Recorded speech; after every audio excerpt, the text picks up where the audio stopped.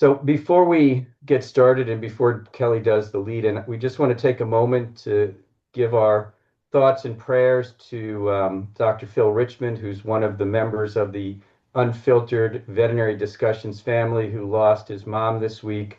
Phil, we're thinking about you. We miss you this week, and our hearts and prayers are with you. And we'll have fun without you, but we would have had more fun with you. So Yeah, thoughts with you, Phil. Big hugs. We're thinking of Much love, you. my friend. yeah, very true. All the best for you. Hello, everyone, and welcome back to Unfiltered Vet Discussions. We are so happy that you joined us here today. Per usual, a little admin business. You can find us on all the popular podcast channels. You can find us on our website, unfilteredvetdiscussions.com. You can find us on social media. So we've got a place for you. So please come like, share, comment. We'd love to hear from you. Today we decided to talk about choose your hard. Everything can be hard. It's a meme I saw going around on the internet. And we always think that things should be easy, but is it really? So I'm going to toss it over to Peter because my dog is frantic and has to go out. So carry on amongst me. I will be right back. Great. I get to do the hard lifting for the Yeah, heavy lifting from that standpoint. it's all hard. It It is all is all hard. hard. And we make it harder on ourselves. Um, the call I just got off of briefly was about trying to find ways to make it easier on ourselves. Uh, Beth has been detailed on a program that I've got that's focusing on trying to make things easier. Hmm. But yes, we in the veterinary profession especially just seem to thrive on chaos and making our worlds more difficult or harder from that standpoint. Now, David, you survive on the numbers side of things, the hard data. Yeah, Beth, you balance both, and I kind of bridge everything. And there's a quote, and I think it was from Tom Peters, the business guru in search of excellence, that basically says soft is hard. Because I would argue that the hardest thing we do in business has to do with people. And those are soft skills that, in my opinion, it's not easy to balance a P&L and a checkbook and credit cards, but it's a lot easier to do that than to talk to a client about a $6,000 invoice. yeah. So we're going to talk about hard today and, what can we do to make things softer or easier? And what can we do to prevent problems so they don't get harder, um, et cetera. So hard is soft, hard is difficult, life is difficult, and there's where I'm going to stop and pass it on to whomever wants to pick up the ball I just fumbled. Yeah, on the I talk with future owners, and they want to learn about the P&L. They want to learn about financials and the chart of accounts and interpreting the data. They don't have a practice yet. And I'm like, you can learn those skills online. That is easy. You find a good accountant, you bring in a bookkeeper. While you're looking for your practice, you need to focus on the soft skills, the ones that are really challenging, how to be a leader, how to communicate, Hmm. how you prefer to communicate, and how you can change your habits to better communicate with other folks who learn differently and interact differently. They, for future owners, and actually for anyone in the veterinary space or just anyone alive, living and breathing in a relationship, those quote unquote soft skills are what's challenging.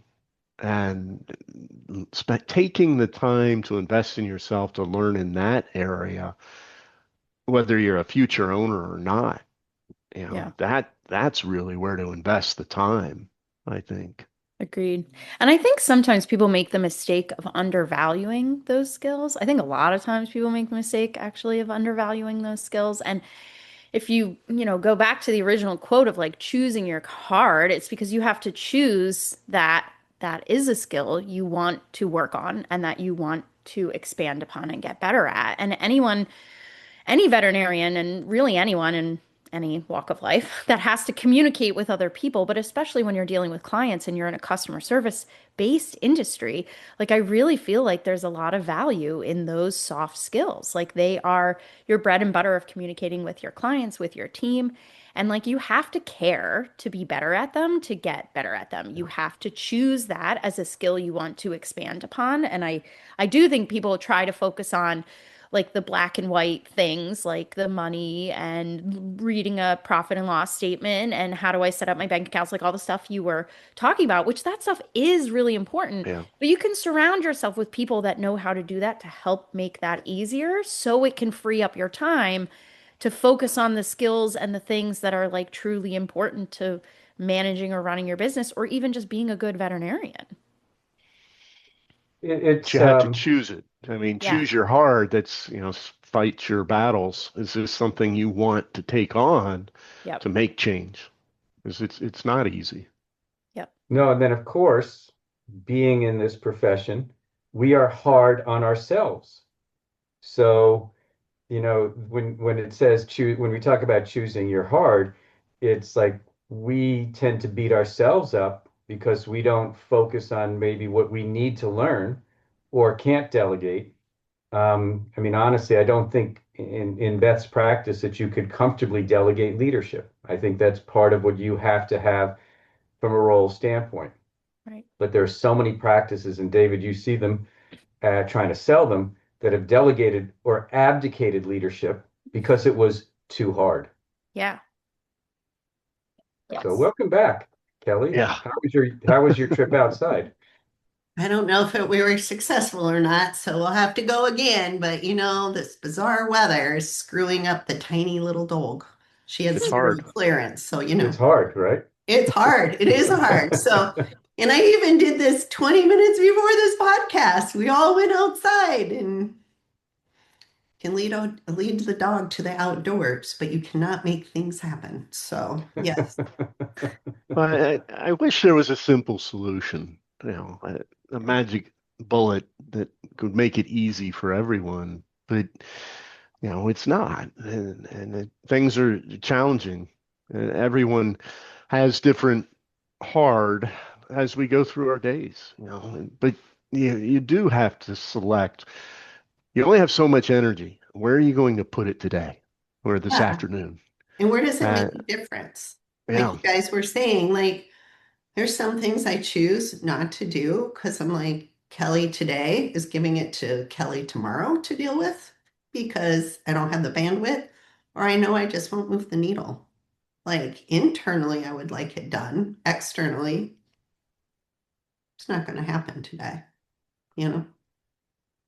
And I think sometimes people do look for like the easy way out. And I feel like this conversation comes up a lot when talking about like weight loss and fitness because people are always Right. looking for like that weight loss pill or this magic diet or whatever. And like the reality of the situation is you have to put the time in and the consistency, and you have to be willing to commit to that and choose that as your hard that you're going to track what you eat and work out every single day. And then, 6 months later, when other people finally notice and they're like, wow, you're so lucky that you look so great. It's been 6 months of of hard work, hard. Hard. Yes. consistency, and putting in the time. And it's just such an easy example because there's a physical difference. But it's the same whether you're trying to learn a new skill, whether you're learning how to perform a spay, whether you're learning how to communicate with clients in the exam room, whether you're in school and you're learning about something. Like you have to put the time in and you have to choose that as the thing that you're committing your time to get better at it. Yeah. Like, yeah, there's a bit of luck with some situations, but the vast majority of all the things that we all succeed at are because we chose to put our time and efforts into that thing and get better at it. Yeah. I mean, even practicing reflective listening in the exam room or with your partner or spouse. And it takes practice. You have to be mindful of it in the moment, be present, commit to it, the hard, and doing it, or like just as much as committing to exercise. Guilty. I need to commit to that. And I'm not because it's easy to not have to go to the gym. But you know, if it was easy, everyone would do it. right? Right. And And two things with that. I don't think we choose. We learn more when things are hard than when things are easy. And I wish that wasn't the case. But the things that stick with us usually were yeah, painful, right? Versus a walk in the park for that, for easy. And then the other thing I've noticed, like especially doing like conferences, for example, getting a trade show booth to a conference, using that as an example. If it looks smooth and easy and everything flows, I know the team put in a ton of hard work to make it happen. If things are rocky and bumpy and things aren't quite right, we took the easy route and not the hard route and made sure all the details mattered. Like, the hard is done if everything looks easy. And I think then everybody looks at the easy and go, oh, you guys have it so easy. It's just looking so smooth. I'm like, do you know how much work we put in to get this here? Mhm. It's they don't see the hard part, they just see what they think is the easy part. Professional sports too, and I know there was a quote somewhere, and I don't have it right, but some famous basketball player said, yeah, it was so easy to make the shot today after I practiced over 10,000 times. Well, Michael Jordan missed as many shots as he took when it comes down to it, but he practiced, practiced, practiced. So choose your hard in veterinary terms. Let me put it in Beth terms. Let's call it triage. And we do that every day. yeah, Especially if you have a large surgical board of things to do or a hospitalization. Now, what do we tend to do first? Kelly was talking about her to-do list before. We Mhm. tend to do the easy things first and save the hard things for later. And then we put the hard things off because they're hard. Mm. And um, Brian Tracy wrote a book called Eat That Frog, which basically discusses the fact that we should take the biggest and ugliest frog and eat it first. Then everything else during the rest of the day will be easier. That's the hard. The other yeah, thing is, David, I would bet, and Beth, you could probably relate to this. I would bet the most successful practices that you have represented were hospital owners who had, at some point in time, very difficult times, went through tremendous amounts of grit and resilience, fought their way uphill in the snow, both ways, barefoot in the winter, going back and forth, and built a practice on a very strong foundation of doing what was hard to get there. And those practices who think that they're worth something more than they are probably um, well, they were easy button practices, but their practice value isn't exactly where it is because everything came too right. easily, but they weren't focusing on the skills that they needed to ultimately build a successful practice. So I think in the veterinary field and in life, we triage. I mean, I have got 2 pages of things to do today. Of Hmm. course, I have to get off phone calls to do any of them. But it's triage is choose your heart. And fat dog spay for me, I want to do that first because that scares the Jesus out of me. I can do cat neuters all day, but fat dog spay, that's my heart. What's Yeah, your heart, Beth? Ooh, I mean, nobody likes fat dog's face. Like you have to be out of your mind to like those. And we work with a Rottie rescue, so I have to constantly do like old fat Rottweiler spays, and they're horrific. Yeah, I mean, really complicated surgeries are definitely my heart, and I do try to follow that eat the frog concept of get the bad things out of the way. I also never look forward to like giving people really bad, complex results over the phone. Those are not fun. And I feel like those are long, hard conversations. So I will often try to do those first when they're on my call list, when I still feel like I can tackle that conversation well. And even with giving my team feedback, I try to do that earlier in the day. Because if you're going to do that late in the day, I feel like you're not going to communicate as well when you're tired, you know? Those are probably some of the things I don't look forward to. Nope. yeah.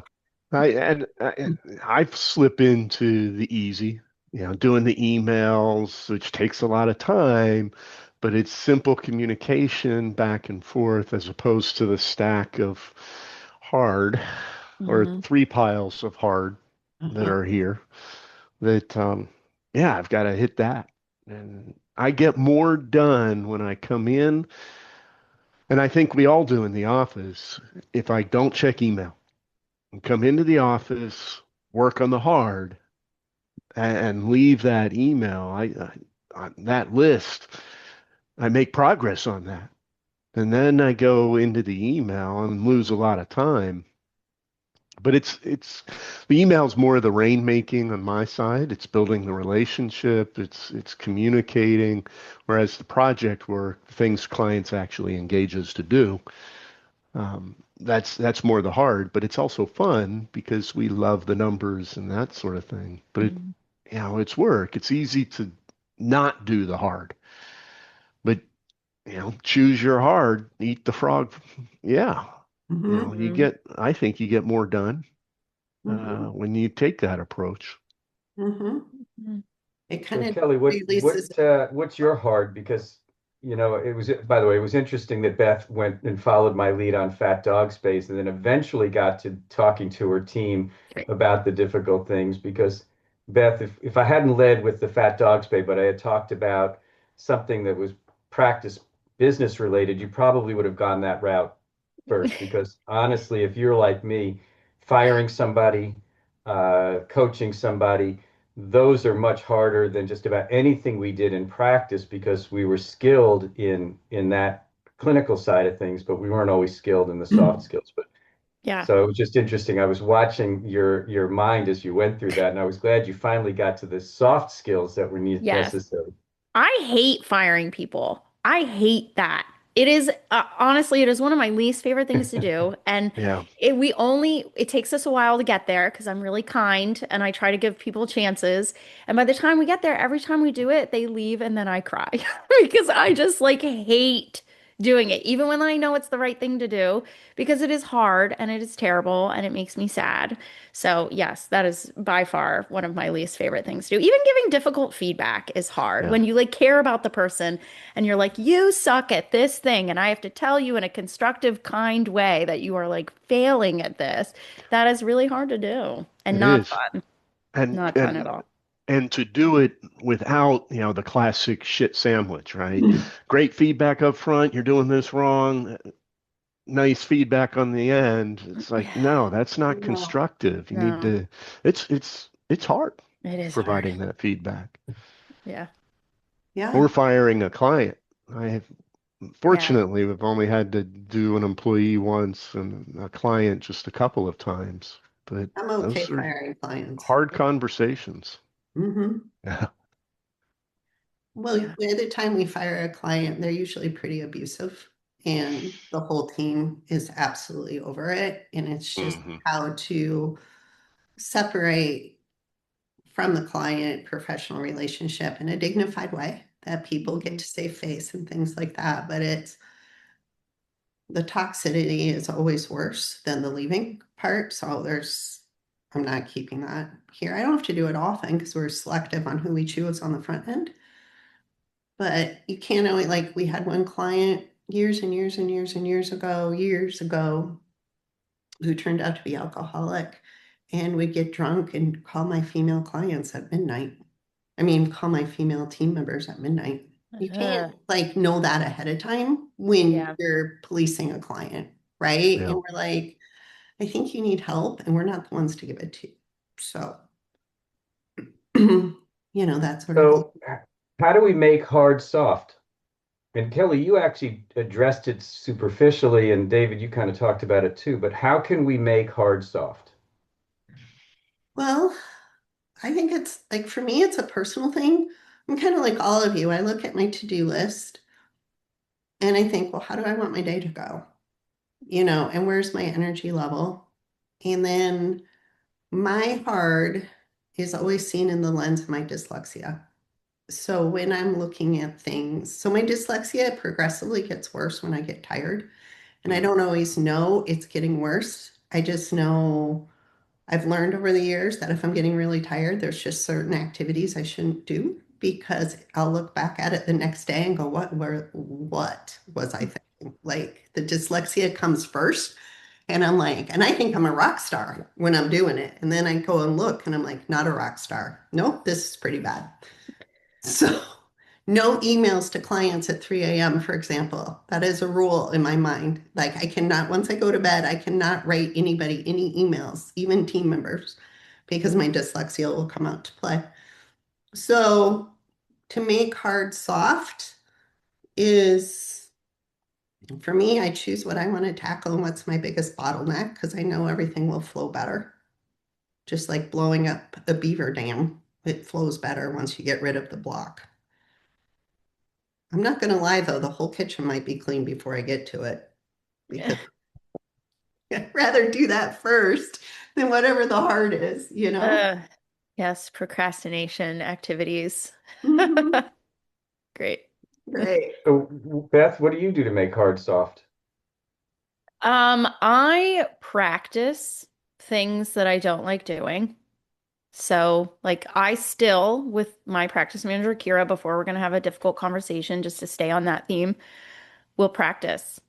Like, as silly as it sounds, we will literally, like, okay, this is what we're going to lead with. These are the key points we need to make. If the person starts to get upset, how are we going to handle it? If they make this point, what's our counterpoint? And we will sort of talk through it and kind of practice the conversation. And I feel Mhm. like that still, like, you are never too good for practice, my friends. Like, that still helps me a lot to practice before I have to do something difficult or have a difficult conversation. And I Yeah. really, really lean into prioritization. I like very aggressively prioritize my to-do list and try to choose like three achievable things that are like, these are the things I must do today because it is very impactful to myself or someone else if they don't get done. And then I will start with those.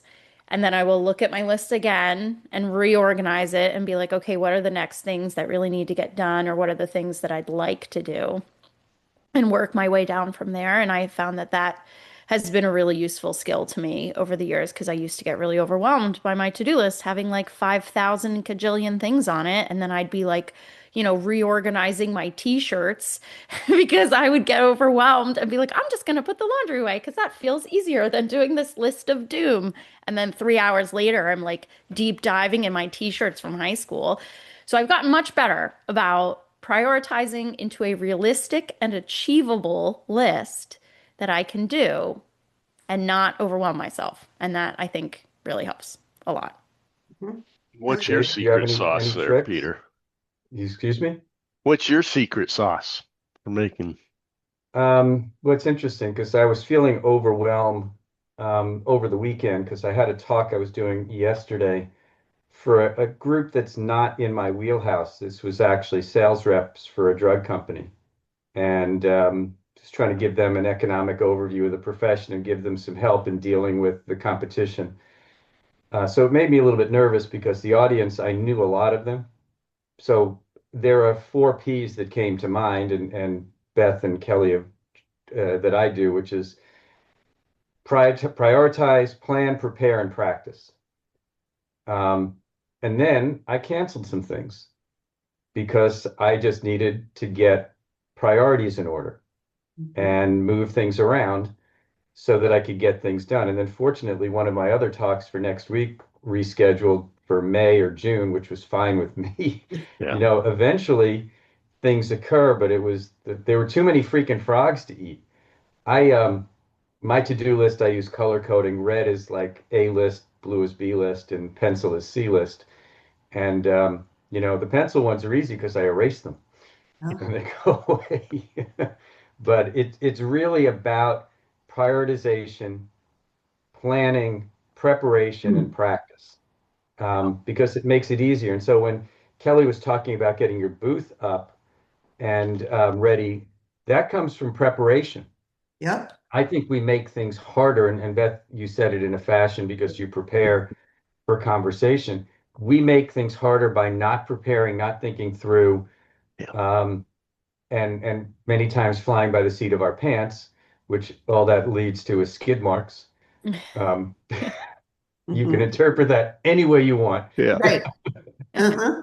but we need to self-vaccinate to protect ourselves from failure to prepare. And Beth, you said it, you prioritize. Well, that's eating the frog, right? Yeah. Right. Well, that's choosing your heart because Yeah. by Right. choosing what you're going to do, you can say, okay, now that planning, the preparing, being intentional, it just sets you up so it looks easy 6 months Yep. later. Mm-hmm. Because you're choosing, and maybe that's the key, is you're being selective. I am choosing to do this in my allotted time for today, or the morning, the afternoon, or get the hard stuff out of the way. Being present, being intentional, easier said than done. I've Uh, So David, noticed too. sorry, Kelly. David, what's it going to take to get going to the gym on your schedule? Because you noted that that was hard. it is. I talk the talk. I need to walk it and find the time. Part I of hear it excuses. it is excuses. You got to make the time. Yeah, Or do it at I home. do. Yeah. Start it at home. Or go walk around the block between meetings. Well, and Like that make it walking is small. part of it. I think Susan and I are going to try and start at least walking. Yeah. And that's Maybe you what should I put a was leash on the cats. yeah. There you Well, go. I used to walk our previous cat, Apollo. Unfortunately, she's a large breed Siberian, beautiful white Oh, long hair, Oh, Bruce is uh, see? cardiomyopathy Mm. oh, at 3. Yeah, oh, that's that was sad. sad. Well, what I was going to say, what I've personally learned with hard and like anything where you have a runway. So, like preparing for a trip. If I'm going to VMX, I have a couple of things to prepare. We have the booth, we have the convention, but I also have myself and I have the dogs. So, I've learned that if I can move the runway out ahead of time, like way ahead of time, and just make the dog food for the dogs while at boarding and freeze it, then it's done. And then that's not so stressful. I'm not trying to add figuring out dog food the night before that I'm getting on an airplane to go, and my whole quality of life is better. So I used to take things in bigger chunks. Then I realized, well, what are the littler chunks of the bigger chunk? And when can I do the littler chunks? So that's why I was saying, David, with exercise, Yeah, don't think like the big chunk would be getting a gym membership, carving out time and going. That's a bigger chunk. What's a smaller chunk? Can you get yeah, out of bed, do 3 gentle Tai Chi exercises that are not hard on your body, and then you go for a walk once a day and you make sure you clock in X miles a day. And maybe the first one is a half a mile. Then you guys are like, well, maybe we can do a mile, or you know what I'm saying? But what are little chunks to the big chunk? And then Mhm. psychologically, you just don't come to a 4 pot stop. yeah. Choose your heart and Mhm. then break it into pieces. Well, Yeah. there's your eat your elephant, right? Yeah. So Yeah. far, we've eaten a frog and an elephant. Yeah. What else could we eat? A hippo. Wow. Well, This what? sounds like a Wait, French diet. exactly. Now you're starting to get into food and self-control is all this. A lot of this is all about self-control, isn't it? Yeah. Mm-hmm. Mm-hmm. Now, Kelly's got a tremendous number of dietary restrictions, which forces her to prepare even more than most of us when it comes down to meal prep. Yeah. Mm-hmm. You know, there's just about we keep a vegetarian household, but when I go out to dinner, it's a little bit different from that standpoint. So meal prep in our house is pretty straightforward. There is no meat in the house. In Yeah. Kelly's house, you got even greater variables that you need to deal with from that standpoint. So you have to do even more prep. But Mm-hmm. it's about self-control because you could eat what you want. It's the ramifications of eating what you want that you don't want to deal with. No, it'll be a quick trip to the ER, heart harness, and a whole bunch of epinephrine if you make it that far. But yes, Right. Oh yes. God. You That's not Well, know, and going to the gym is a question of self-control as well. Yeah. I schedule my day around my trip to the gym. Mhm. Not Yeah, I'm not on the the edge gym of gets that. scheduled around the day, but the rest the gym goes on the calendar first. So Yeah, that that's goes to Beth's priorities, that your priority you have made is the gym. And then Yeah. everything else falls around and floats around that priority of the gym. Right. Yeah. Yeah. And that's usually how I start my to-do list. I have a weekly calendar that it's on my Remarkable, which I love my Remarkable. It's like a digital notebook. And every week on Sunday, I go through the previous week. I clean it up. It's like a one-page thing that has Monday through Sunday on it. And then I fill in, okay, I'm going to walk, I'm going to work out. What days am I going to Taekwondo with my son? And then I fill in what meetings I have on what day and what time. And then from there, I filter in what are the projects that I'm working on around these other things that are already scheduled that are most important. And I go by day. And then the things that like must get done go at the top, and the things that are lower, maybe they'll get moved to like Thursday or Friday, or maybe they get moved to next week if they're not actually that important and something else more important comes up. And Yeah. it's a constant, I think you have to be flexible with knowing that sometimes you're going to have to reprioritize and you can't be like very stuck to these things in this order if things change because your priorities might change. And I think sometimes that's really hard to adjust to, too, and knowing what then to do in what order. But I have found that really helps me a lot is just reprioritizing every week, prepping for the week, the beginning of the week. Like people meal prep, same thing. I like prep my time. What am I Yeah. putting my time and efforts into each day of this coming week? And I get up and go, what's the one thing I need to get done today? What's the absolute one thing I need to get done? And that I can't go to bed until it's done or have a very good excuse. And it's not because I'm tired, right? Mhm. So, and it's a bite-sized piece. I'm not trying to build Taj Mahal all in one day. It's a reasonable priority. But what's the one thing I have to get done? Mm. And then also sometimes, like you were saying, Beth, like, okay, so I'm in Minnesota. We had 60 degrees last week. We were all thinking that was the bomb. And then yesterday morning was below zero. It was below 6, which is not normal here. So all of us are a little cranky, and this follows a very large blizzard that we had on top of it. So now we're really cranky. But that changes the exercise program with me. So I have to be flexible because the dog's paws cannot handle below zero. I don't Mm. like below zero. I mean, I can handle it, but I get kind of crabby about it. But yeah. Mm. Mhm. But what's the one thing I have to do today? So I can't even That's handle a week, Beth, I guess is what I'm saying. I have to narrow it down to a day. I'm not talented enough for a whole week. Goodness. Listen, it's on there, but it's just a constant, all right, this is moving to this day, this is moving to that day. But I found for like my brain, the way my brain works, I have to like info dump and put Mm. it on paper and write it out. I write it. Like I Yeah. can't even type it. It Me needs to be like too. written. And that is like my process of organization of what needs to happen. It helps. Mhm. just Mhm. reminds me of the scene in City Slickers between Billy Crystal and Jack Palance. The one thing. There is the one. Oh my God, I haven't seen that movie in so long. That's such a good movie. Yeah. Yeah. And then we have some listeners out there who are saying, what is that movie? Yeah. Some people are saying, what is a movie? Right, Um, exactly. Yeah. Oh my God. We're I No. getting think old. I think was it during the Academy Awards. I think it was Conan O'Brien who railed on the Netflix CEO who was there. It was the first time he'd actually ever been in a theater. Ah, oh my God. So, bottom line, choosing your heart for our colleagues in the veterinary profession goes back to triage. It really goes back to looking Yeah. at your day. And I used to go in and look at the appointment book, which is why I never really liked ER, because that was just an invitation for chaos. Mhm. Um, but just planning your day and preparing for it and practicing and prioritizing and eating the frog and eating the elephant, but don't eat the frog and the elephant if you've got dietary problems.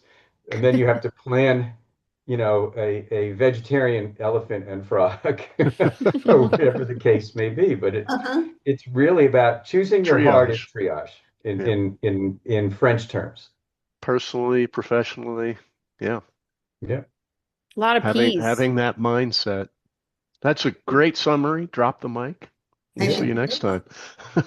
Yeah, but we're just missing the wave. So until next time, everybody, There you go. go choose your heart. You've got this.